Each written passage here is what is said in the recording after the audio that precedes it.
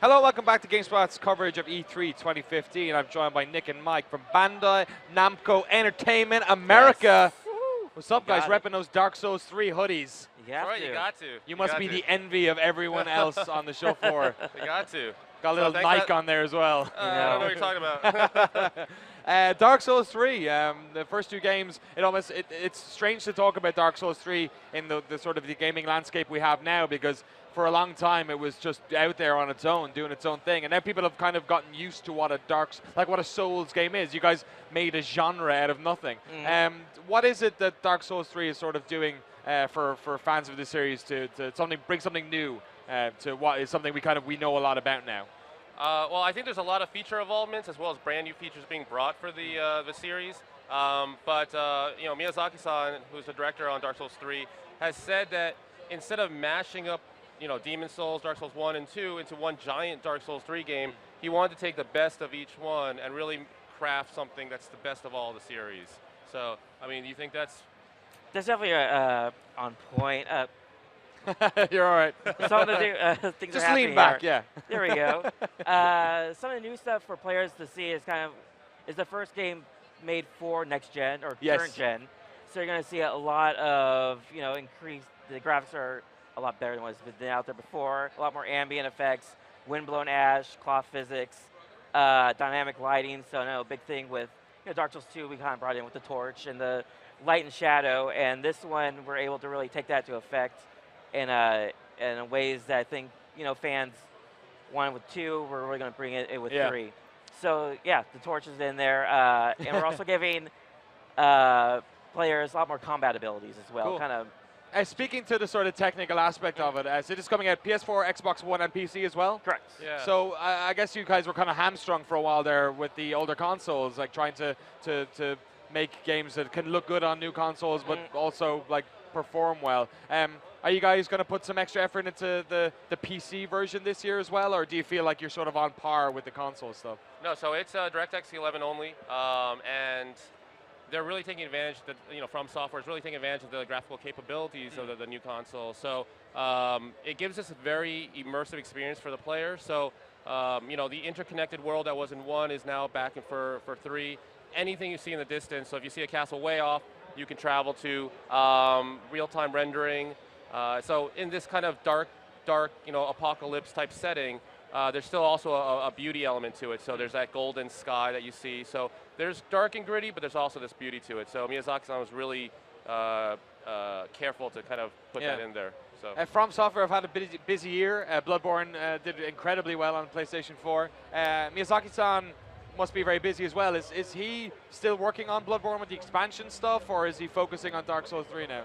I don't know. To me, they seem like magic workers. I don't know how they go from Scholar, First Sin, Bloodborne to Dark Souls 3. The game is coming out pretty soon too, so it's amazing that they actually can do all these things at the same time.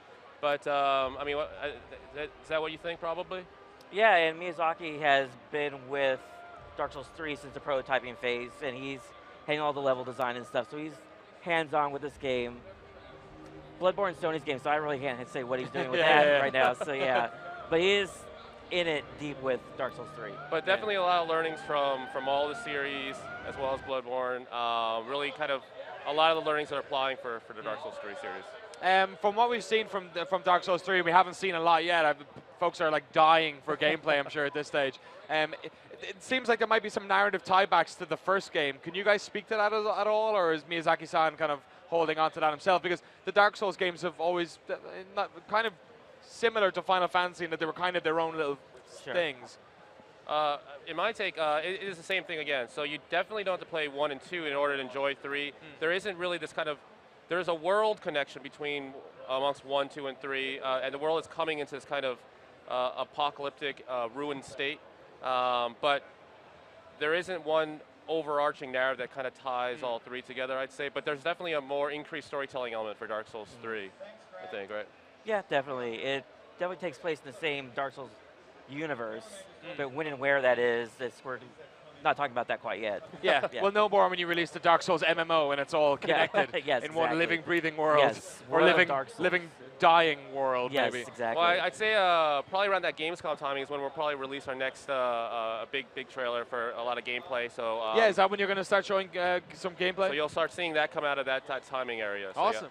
Yeah. Yeah, it's interesting. More and more Gamescom is becoming a bigger player. As someone from Europe, I really like that because we used to always go to Gamescom, and now it seems like a lot of publishers are setting stuff up for E3 and then smacking it when Gamescom Yeah, comes we in. definitely don't want to do that, and it's a lot of hard work. Obviously, now E3 and GameSpot, I think like 6 weeks apart, so they've even condensed that. So it's like, but you know, the fans want it, and it's a huge event, and so that's our big next follow-up after for E3. Awesome. Before I let you guys go, I kind of want to talk a little bit about the combat.